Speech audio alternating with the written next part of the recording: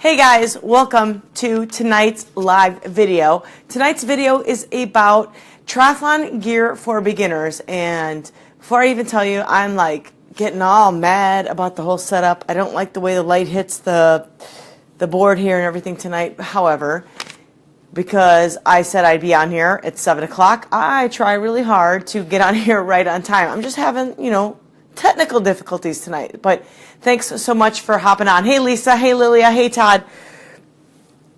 So tonight is about triathlon gear for beginners, but this is a great refresher for everybody because part of what happens when you get into the sport a little bit, you tend to overdo it, bring more than you need, and I've always been pretty much a minimalist.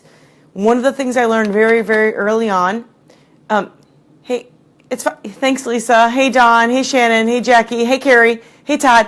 One of the things I learned, guys, very early on in triathlon,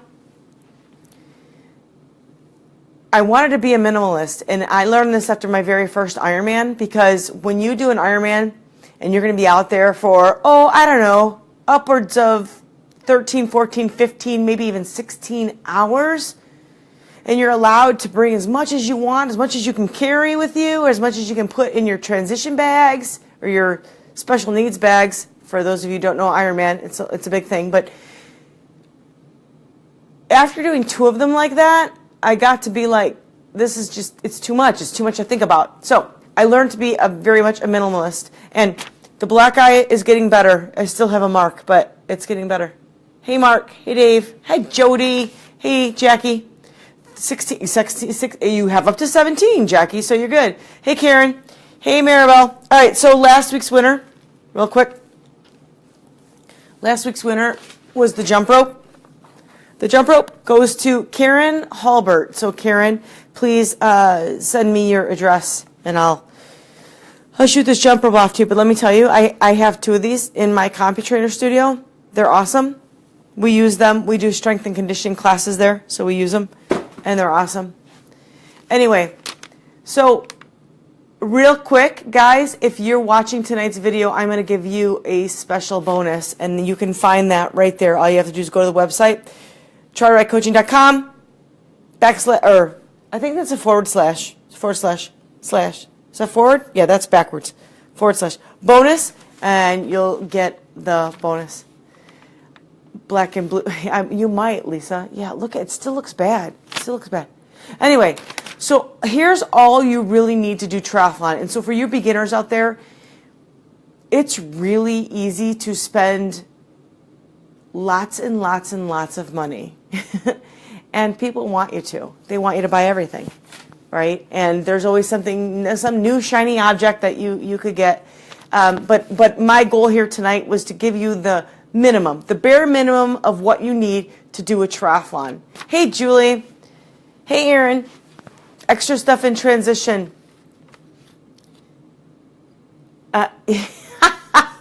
You're so funny, Aaron, but you're dead on right. Okay, so for the swim, obviously you need a suit. So that could be a regular swimsuit. It could be a tri-kit. It could be whatever it is that you need. For you ladies, for some of you who are maybe a little more gifted up top, you're going to need a sports bra underneath that suit, okay? And then you need a cap.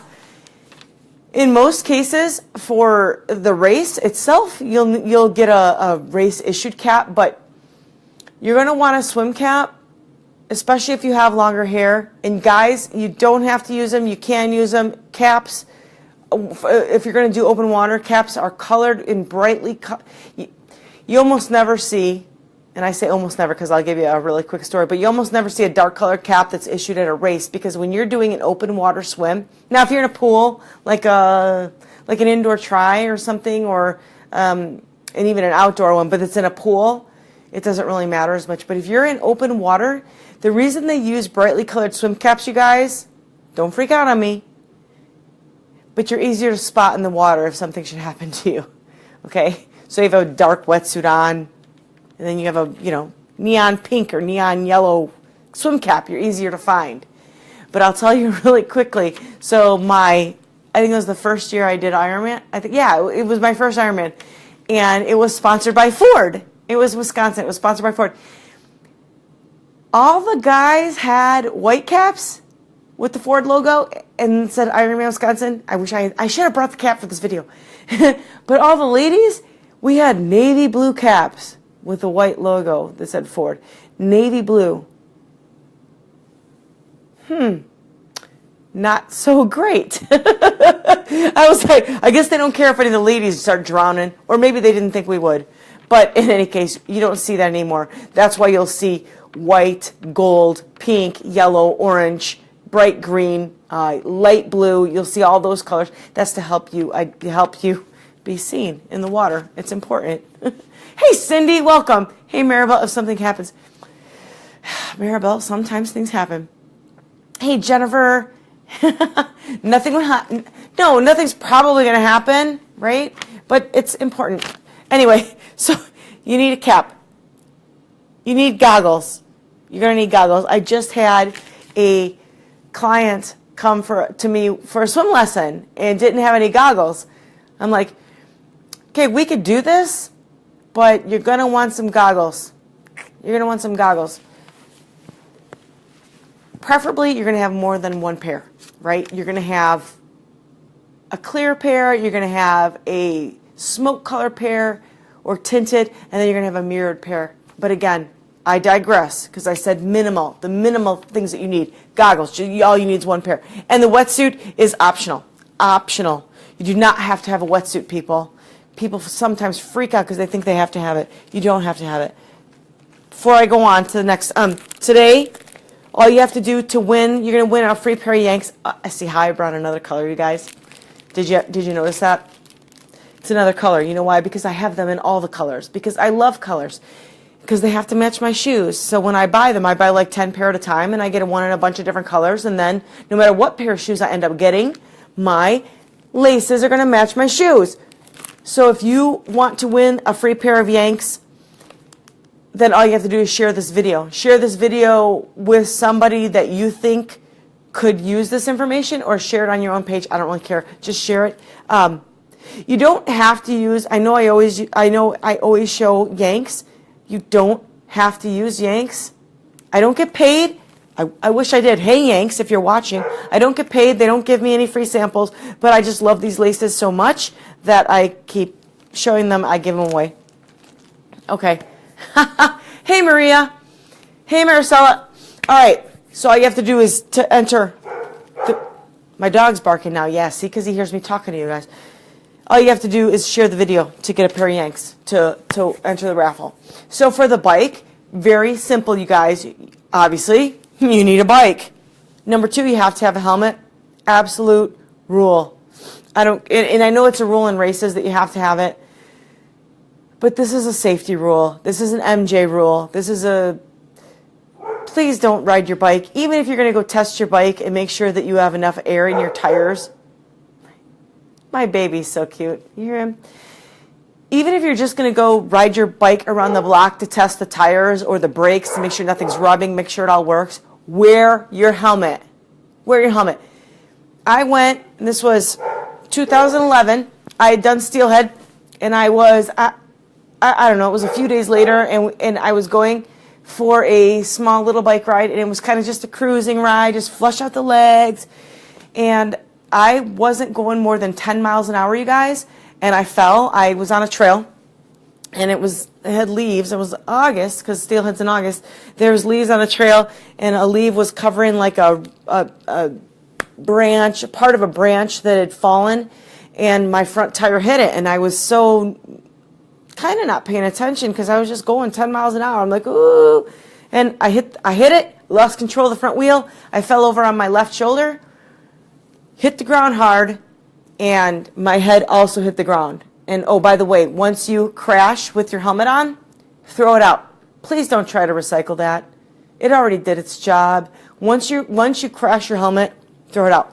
But it's a rule. And if you get caught, you guys, did you know this? If you get caught riding around a triathlon the morning of, or I think even some races like the day before when you're doing packet pickup or whatever, if it's a bigger race, if you get caught with no helmet and you're riding your bike, you will be disqualified. You could be disqualified from the race. Not just penalty, guys. Disqualified.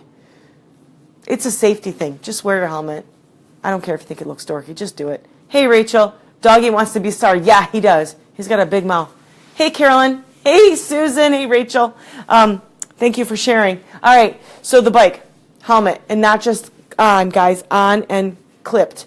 Clip it on. If you crash, throw it out. Get a new one. It's your head. It's your life. That helmet, even though I was only going 10 miles an hour, I had to go to the emergency room because I thought I broke my collarbone. It hurt that bad. I couldn't move it for like 2 weeks. It almost ruined my Ironman Wisconsin, believe it or not. But I hit the side of my helmet. Yeah, I had to throw that out. Oops. Next time maybe I'll pay attention. Okay, and then these are all optional. I know I don't like the way the light's set up today, but these are all optional. Socks, shoes. Well, you need shoes, but you don't need bike shoes. You can, believe it or not, you can ride your bike in running shoes. It's not ideal. It's not the best thing, but you can. You can use bike shoes with cages, toe cages, and sunglasses. Again, all optional. I would recommend, well, socks, that's hit or miss. I like socks. I don't like putting my feet in shoes, any kind of shoes, without any socks. That's just me. Maybe I'm weird. I know it takes me a little bit of time. I don't care. I learned how to do it fast. But bike shoes, not necessary, especially if you're a beginner. So I did my first 3 triathlons with regular running shoes with cages. Oh, that's another one. I could try and pull out that picture. I have a picture of my first, it was the Naperville Triathlon, but it wasn't called Esprit de Ski back then. I don't remember what it was called, or Subaru or Reebok, whatever it was called.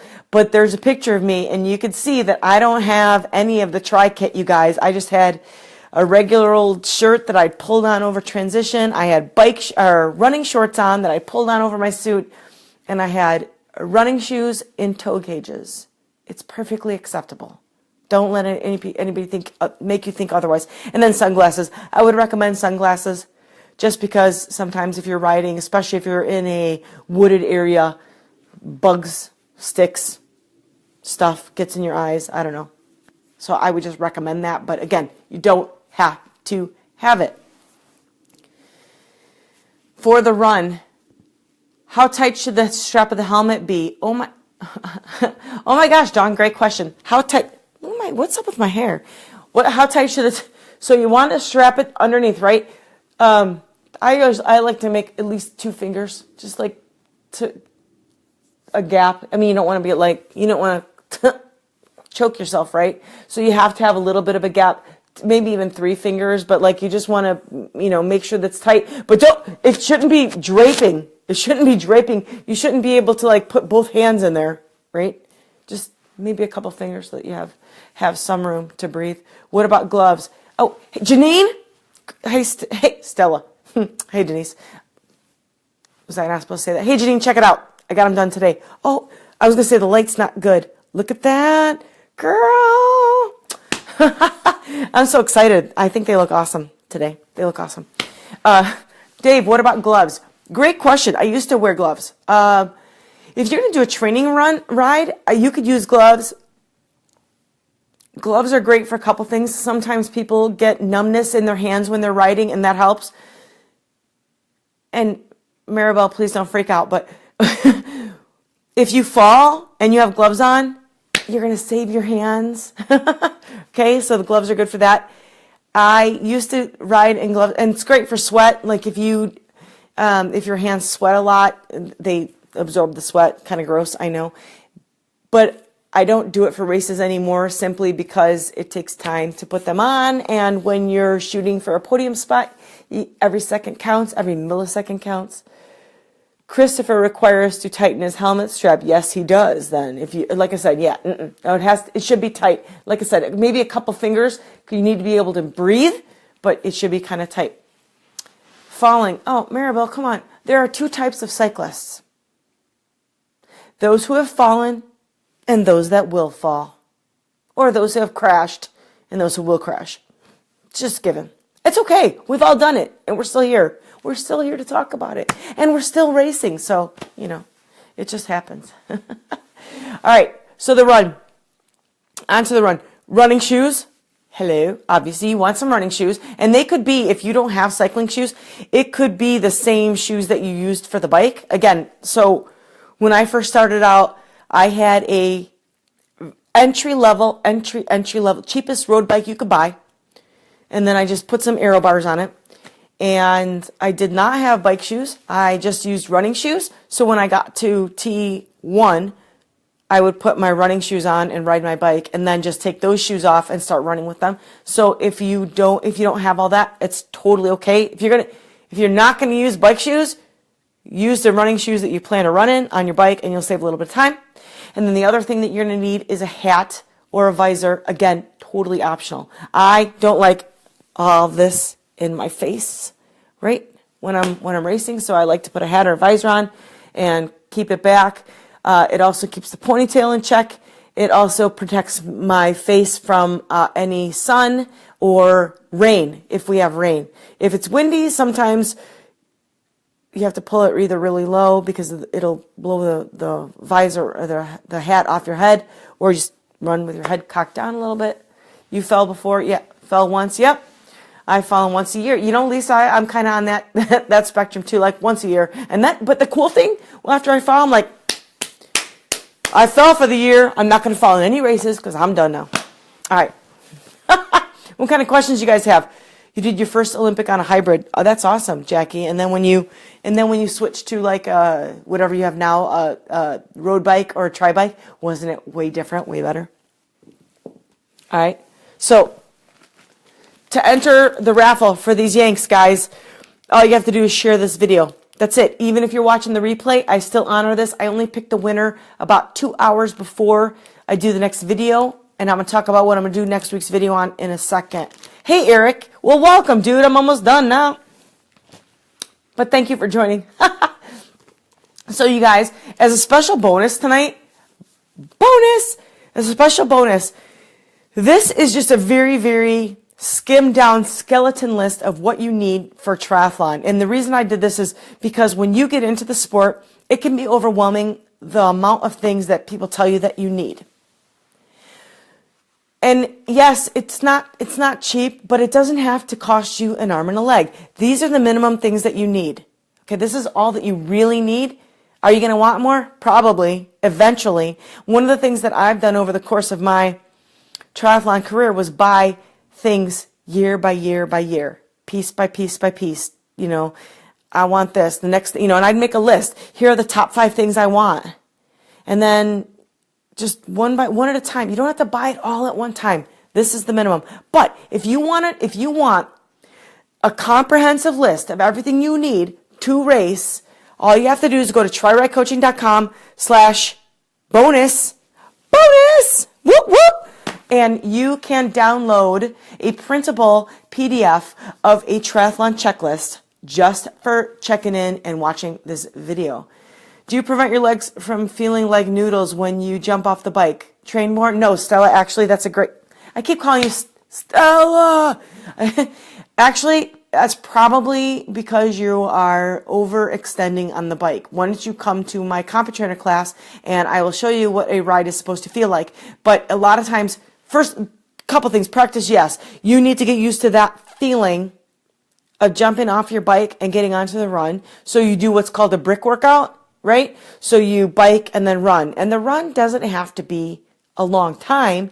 It just has to be enough time for you to get used to, for your legs to get used to changing from biking to running. And a lot of times it's between 10 and 15 minutes. So I hear people doing bricks of hours and 2 hours long. I've done Ironman and I've never done a brick that long. Like my longest brick ever was a 120-mile bike ride followed by a 30-minute run. And I pretty much think I nailed triathlon at one point in time, so I don't really think you need to do much more than that. Anyway, that's how you do it, or it's because if your legs really feel like that, even after the 10 or 15-minute run, then it's probably because you overextended on the bike, and we can talk about that. Can you speak to tri-suits, pros, cons, one-piece versus two-piece? Explain how you have to change in a triathlon. Oh, Lisa, great question. Yeah, Rachel, go get the checklist. TriRightCoaching.com bonus. I have to get like a cowbell. I got lots of those. Like ding ding bonus. Great question, Lisa. Tri-suits. Yes, you can get a 2-piece. You can get a 1-piece. I would recommend a 2-piece because if you have to use the bathroom, ladies or guys, it's a lot easier to get out of that suit in a 2-piece. That's my opinion. Oh, well, Lisa, you said something else. You had a ton of questions in there. You had a ton of questions, and I forgot what they were. Sleeveless wetsuit versus sleeveless. Oh, yeah. Hey, Nancy. Hey, okay. Sleeveless. The only time, Dawn, I would use a sleeveless wetsuit, I should say I've never owned one. I borrowed one. I have never owned one. I borrowed one for my first triathlon because I was too cheap to buy a wetsuit. I learned really quick that you need a wetsuit. But as I swam in Galena, that was like 56 degrees that year or something crazy, I wouldn't do a sleeveless unless I felt constricted when I was swimming with my shoulder. Or if you have any kind of shoulder injury, you may want sleeveless. But it's kind of like this. Wetsuits are a benefit. They help you go faster, easier through the water. Changing in a tent. Yes. Okay, Lisa, hang on one second. This is all extra. So a wetsuit is a bonus. A wetsuit makes you faster. It gives you more buoyancy. So if they're going to give you the difference between here and here, so you have the option to cover your whole arm, which is helpful, and you choose to take this much off. It's less advantage for you, more for the other people.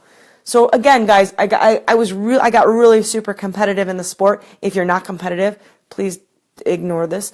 But if they're going to give me that advantage to have a full sleeve wetsuit, I am going to take that advantage and I'm going to try and be faster than you. That's my thought. Hey, Bobby. Hey, Lilia. Yes, sleeves. I vote for sleeves. Well, the other thing is I'm cold all the time. So I would want the full sleeves. Now, changing. Okay, so in a triathlon, guys, there is no nudity. There are no changing tents, except for Ironman. Not even in a half. So even if you're going to do a half Ironman, Lilia, you can't change. You can't just like take off your shirt and your bra and put a new one on and be all dry. You can't do that. Guys, I guess guys could take off their shirt and probably put on a dry one and nobody would say anything, but you can't fully change. There is no nudity in triathlon, so there are no changing tents. You could take your stuff and go into a porta potty. Good luck with that. What you need to learn how to do, though, and why you want to try suit is something that you can race in all day. I'll tell you, my first year, no, it's probably just my first 3 races. I swam in a swimsuit. I put a sports bra on. I put a swimsuit on top. I swam in that. And then when I got out, I pulled on a shirt. I pulled on a pair of running shorts. I biked in that. I wouldn't recommend that. I biked in that, and then I turned around and ran in the same outfit because I didn't know any better and no one taught me, right? You don't want to take the time to pull on a shirt in transition if you can avoid that. And you know why? Have you ever tried to put on a shirt while you're wet? Anyone? It's not easy. It takes time. You don't want to do that. So you want to wear what you're going to wear in the whole race. So swim, bike, run, the whole race in the same outfit. Open water. Do you really need a wetsuit? Stella, I heard it takes a couple of people to help get it off. It does not take a couple of people. Look at my hair again. It does not. You don't need people to take off your wetsuit. I guess if you don't practice, if you don't know what you're doing, it's helpful to have someone to take it off. And in Ironman, they do have what's called wetsuit strippers, where you run up to them, you unzip your wetsuit, you pull it down, and then they'll rip it off of you. Some shorter races, I guess, will do that, but that's not common. But you can learn how to do it by yourself. It doesn't require other people. It's nice to have them, but it doesn't require it. You went your first season without a wetsuit. You finally wore one so much faster. Right, Rachel? Mm-hmm. Yep. Okay. Swimming. Most of you know swimming is my strength. That's my thing. Okay. That's what I do. I would prefer races to be non-wetsuit legal, because you know why? Wetsuits give slower swimmers a bigger advantage than better swimmers. Okay, write that down. Wetsuits give slower swimmers a bigger advantage than faster swimmers. So for example, you got Miss 130 100-yard swimmer and you got Miss 2-minute 100-yard swimmer, and they both put on a wetsuit to go do the race. The 2-minute swimmer is going to get more of an advantage than the 130. That's just what it is. So it's to my advantage that none of y'all get to wear wetsuits. Now, if the race is wetsuit legal, oh, you better bet I'm going to wear it. Because you get the advantage, I'm taking the advantage, I want it. The only thing I wouldn't do is in a sprint triathlon, because I already calculated that out, that the time it takes me to get the wetsuit off negates the savings I get in a sprint triathlon. But that's just me personally. If you're a slower swimmer, it's probably more. Tri-slide. Oh, tri-slide's the best, Ivy. Again, this is just the basics, what you have to have. Tri-slide is a great bonus, added bonus. Tri-slide is one of my favorite products of all time. You don't need a stripper. Hey, you do not. Hey, Dan, old school swimming. So, Stella, look at this. I should have maybe combed my hair before I got in the video. You don't need a stripper, but I know you would like one. You don't have to have a wetsuit. I will tell you though, anybody who swam in cold water, wetsuits can be a savior. The coldest water I think I swam in was 56, and I don't think she's on here, but my friend Sue, we did Ironman Arizona in 2012. I think it was my last Ironman, yeah, 2012. It was free. It was so cold. It was so cold. I had my wetsuit on, and I took my hands out and I put them on top of a kayaker, like a lifeguard boot, and I just was like this, and the whole kayak or whatever he was in was shaking. I was just shaking, so cold. He's like, "Are you all right?" I'm like, "I'll be fine when we start swimming," but I was so freezing cold. So to do that race, that particular one, without a wetsuit, and we were probably treading water for a good 20 to 25 minutes before the race started. Yeah, it would have been miserable. I think Sue had sleeveless on, and she's an awesome swimmer herself, and she got out and thought, I can't do it, because thought she was going into hypothermia. She had sleeveless on.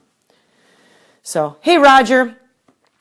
Oh, Dawn, come on, Bremen's not cold enough for a wetsuit. Anyway, next week's topic is, and this may scare some of you beginners, but what is a power meter? And should you use one? What is a power meter and should you use one? This is clearly for your bike, if you don't know that. And what you could win is this book on how to train and race with a power meter. I will tell you, I raced 4 years without a power meter. And then I found a power meter, and it changed the way I race. It changed the way I ride. Just much like going from a regular trainer on a bike to a CompuTrainer, to something that calculates watts. I'll explain all of that next week. Big difference. It's an investment. It's much cheaper now than it used to be when I got into it, but it's definitely something that you are interested in. If you are looking to improve, if you're looking to be competitive, you're going to want a power meter. So, all right. It wakes you up. Go right. Okay, I missed some of that. Thanks.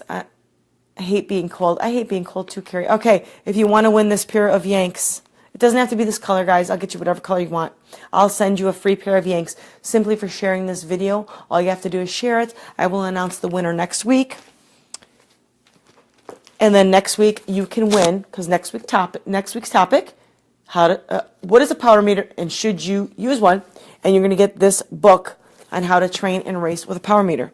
But last link before I go, if you haven't already done this, go to TriRightCoaching.com/bonus if you want a downloadable list of everything you need to bring to a triathlon. In fact, I made this PDF so cool that you can print it, cut it out, and take it with you to every single race. And I'll tell you guys, I live off checklists like that. In fact, I have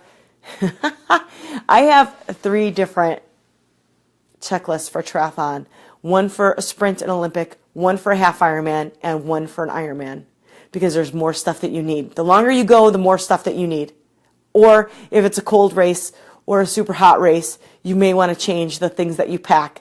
But if you want this free checklist, all you have to do is go to TriRightCoaching.com/bonus. You can get your own list for free. So, all right. Thank you. Thank you, Maribel. Thank you, Stella. Thanks so much. I think that's it. I've talked long enough. I appreciate you guys so much for watching. Please share this video with your friends if you know someone who could use this very, very simple list of minimal things that you need to get started in triathlon.